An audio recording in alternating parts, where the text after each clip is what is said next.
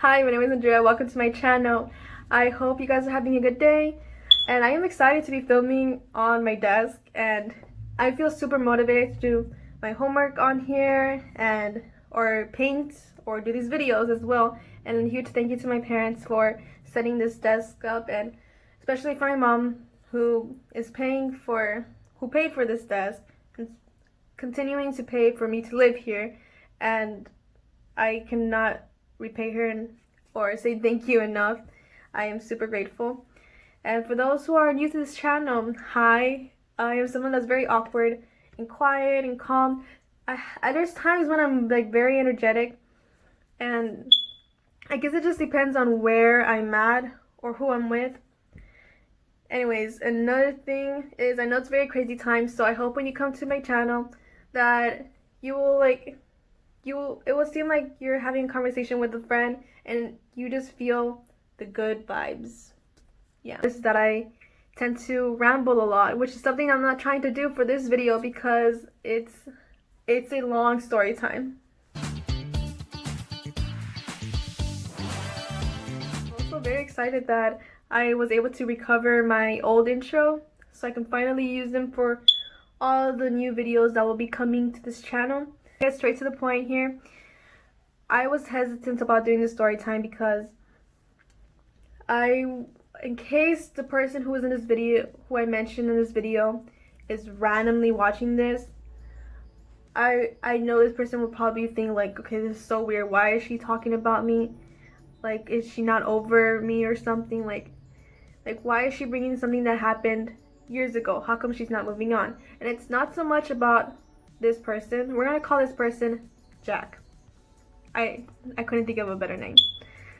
We're gonna call this person Jack, and it's not so much about Jack, but it's more about the outcome. This is why I shared this story a couple of times before, because it's not to say like, oh, I was with this person. It's more to say this is what happened in the end, and what happened in the end did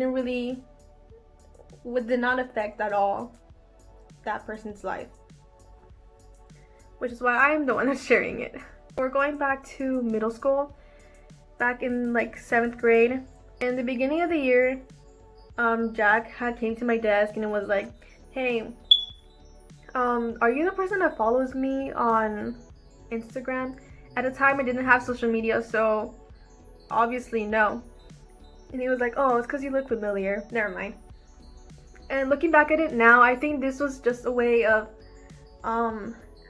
Jack finding a way to like talk to me, I think. Correct me if I'm wrong if you're watching this by any chance. He started coming up to my desk all the time during the beginning of our 6th period. And at first it was just like say hi and everything. Sorry for the smoke alarm, by the way. But then it became more like flirting, and like it took me a long time to notice that. I just found him like super annoying, and sometimes like I would literally just like, as soon as I came to class, I would literally just put my head down like this, just so like it looks like I am sleeping and I don't want anybody to talk to me, which most of the time around back then, like I didn't want people to talk to me because I just antisocial, I guess. On Thursdays I would go to a McDonald's nearby school because we got out early on Thursdays and I had to wait for my dad. And there he was also in a McDonald's hanging out with some of his friends, and sometimes he would go to where I'm sitting at and would start talking to me. And then his friends would also start sitting there and like talking to me as well. And it's like I didn't want to be talking to anybody at all. And it was just like, he was just annoying to me. And eventually, there was one week that he was, I think in my mind, he was like expelled. Like people were saying that he was expelled and he was moving schools. And that's what I thought. And eventually this is when I realized that I think I had feelings for this person, because I was like, I kind of miss him, and you know, maybe he wasn't that bad. And after that week, he came back, and I think he was moving schools, but I don't know what happened. That's his own story. And once again, I was pretty happy when he came back, but a lot of my friends would tell me at the time, like, no, do not fall for this person whatsoever, because he's a player. That's as simple as that. That's how it was, and they gave a lot of examples and reasons why not to. But me being super naive, I did not care about that at all, and I was like, but maybe he's not that bad. Like, maybe I could find the real him. And then moving forward, that's how it was the rest of 7th grade. It was just him always coming to my desk or at McDonald's and talking to me, which was technically flirting, and also just like the worst pickup lines. Like I'll admit, sometimes there was like moments right there that were pretty adorable if I were to be watching this like in a movie and like with popcorn. But and to all of you, this might be cringy. So that's why I'm not going to go into detail about all that.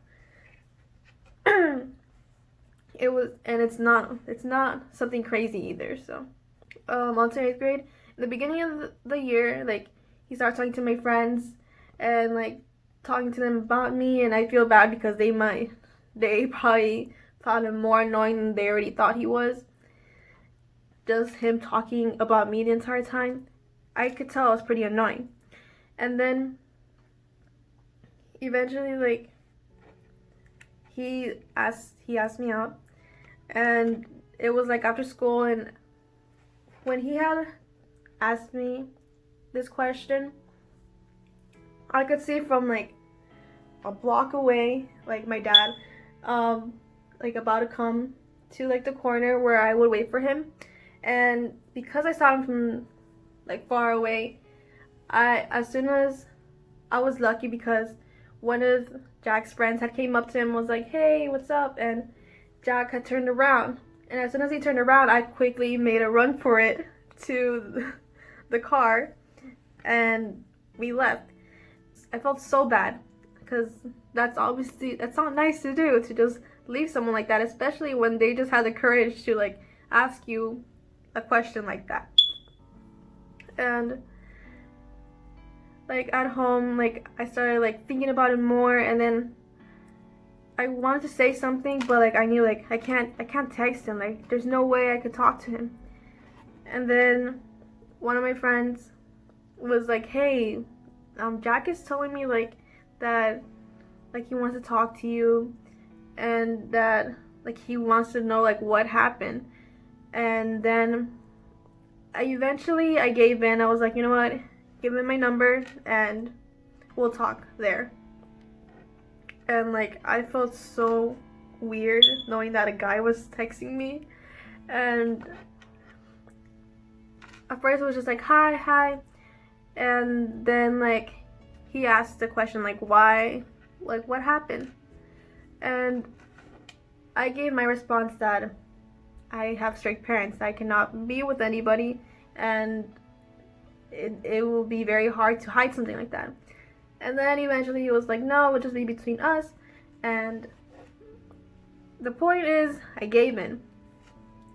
And it was like all that texting, like, oh my god, like hearts, emojis, blah blah blah blah blah, for like 4 days probably, and very awkward at school. You can imagine that's how middle school and elementary school relationships are, like very awkward, like touching, holding hands, etc. I know you guys are cringing out right now. I'm sorry.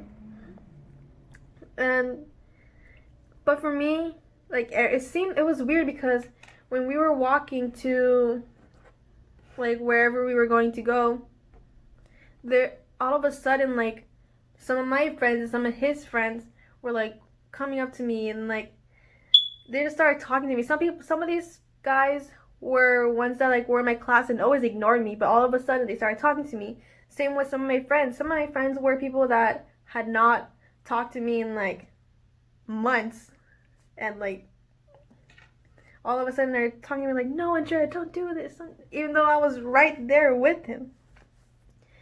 And it was pretty weird. But in my mind I was like, no, like, he's so amazing. Like, I was very happy. And like, I was probably blushing the entire time. And eventually, one day, my dad had picked me up from school, and we were on our way to home, and all of a sudden my phone started ringing, and it was like a Skype call, and like I answered it. It was one of my friends, and I was like, hello, and she didn't answer, and she quickly hanged up. And I was like, okay then. And then she called me again and again, and I kept answering. Like, I answered a couple times afterwards, and the worst part is I had my phone in full and volume all the way up, so there was no hiding it. And eventually, like, I just like ignored the call. Like, my dad was like, just ignore it and everything, but at the same time he was also very tentative, I guess that's the word, of what, like, who was calling me and like why were they calling me so many times, because I wish I knew the answer too. I had no idea why. Until this day I still don't know. And we came home, and I just, as soon as I came home, I took out my homework and I started doing my homework, and I put my phone to the side, and it was muted, but the screen was facing up, but I just left it there. And I continued to do my homework, and then my dad just came into the room, and he saw that my phone was like lit up. Like, it didn't matter that I was doing my work. It didn't seem like I was on the phone or paying attention to it. Like if I were the parent, I think I would have just like been like, oh, well, she's not looking at the phone, like, it's not bothering her, she's ignoring it, so I'll just leave her to do her work. But for him, it was a lot of curiosity, and he was like, let me see your phone. And I was not so worried for him, obviously, to see who was calling me, because if he sees my friend and it's a girl, it's no problem. But to know that there was messages on there, in which I had been doing a good job deleting them, but eventually, like, there was like some messages that I didn't get to delete because those messages had started coming in when he came into the room. It was kind of, I was caught off guard, and there was no way I could have deleted them. The most I could do was quickly not delete my phone, turn off my phone and give it to him. And I knew I was done from there. I knew he was going to turn on my phone and look at the app and see the messages, and I was done. And my sister knew too. Like, she counted, like, you're going to be in so much trouble in 5, 4, 3, 2, Andrea. And that was my dad, like, yelling. And I came to like the living room, and he was like, who's this? And I'm like, a boy. And it's like, my heart started beating so fast. Like, I hope you guys can know, like, that feeling of when, like, you're on a roller coaster and you're like all the way in the top and you know it's about to drop down. That feeling, like, of scared. Reason why I share this story because of what happened afterwards. Not so much about the guy, although I was very sad. I think I was like depressed for like months, especially when I saw this person with somebody else. But besides all of that, knowing that I ended up getting grounded for a whole week, my dad would wait right in front of the school for this guy to like come out, and he never did see that guy. And then for him calling this guy names, and that was always something that made me sad, because I was so in love with this guy that I didn't like him calling him names. Like, for a whole month, that whole month I was grounded with no phone, and you think like, okay, that seems somewhat reasonable. But once I got my phone back, I had to switch my phone with my sister's phone, just in case he decided to call back or text me. Which there was no chance, because like a week after this whole situation, he was already texting one of my friends. So he was somewhat moved on, or it always seemed like back and forth. Like nobody knows about this, but in school, he still continued to talk to me. But then after school, obviously there's no way to talk to me, so I think he started talking to other girls or his friends. So I had my number changed, and then I wasn't allowed to text anybody except my family. And that went on for, this is the crazy part that always shocks people. I was technically grounded for no texting anybody else for 3 years. And that was definitely hard. I already felt like in the end, I did not live my teenage years at all. I feel like I did not have like that teen experience. This this person was not worth it. And of course, like, the person was not worth it. Well, for me in that time, probably. But it's not so much about the person, like I said. It was more about the outcome. Like, can you believe, like, a whole month without the phone and then 3 years without texting anybody? As if, like, this is my only way, like, to talk with my friends after school. So literally the only time I would see them was at school, and most of the time I felt left out because they would talk about or hang out and stuff and talk about that at school, and I would just be confused, like, oh, I wasn't there. And this person had already moved on, but so many times. But I was still, like, sad. Like, this, anytime, like, I would see this person with somebody else, like, it would just really hit, like, in the feelings, me being sad. And I think I started to develop some, like, anger towards this person. This person has completely pretended that I didn't exist, like, right after sophomore year. And I was like, okay, well, that's how it is, it's fine.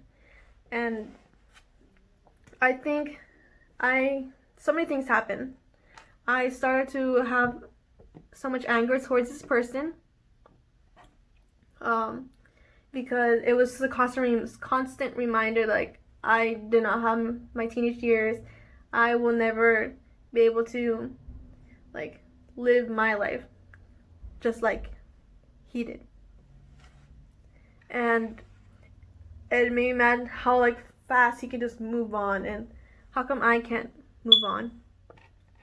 And then at the time I also started making myself really busy. I think that's why I started going more towards into theater, and I started writing more songs to write my feelings, and then all these, like, shows, and just making myself busy on purpose. I guess to move. That was my way of moving on. And I did move on, but still, I don't know. I should have not been mad at this person, or I should have not been mad at me or my parents. I don't know who I should blame or whose fault it is. I really do not know. But what I do know is that for sure my teenage years didn't really exist, I guess. It seemed like my childhood basically was just continued on. And yeah, that's where we're gonna leave it at. I hope this person is doing fine, I guess, like, because obviously, like, for me, I think I'm doing well. I've shared the story a couple times to show the outcome of it, and that was something that really affected my life, and it's something that was, you could say, adversity. And that is why it's a story that always, like, captures people's attention for some reason. So that's why I want to share it with you guys as well.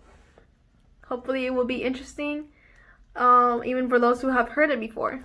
I'm sorry, like I just got like, when I say these stories, I feel like I get so into like my mindset goes straight into my mindset back then, and then like I start feeling that same like if I felt anger while at the time of when I was that I'm referring to in my story, then I start to get mad as well, and it's just like it's weird. It's weird.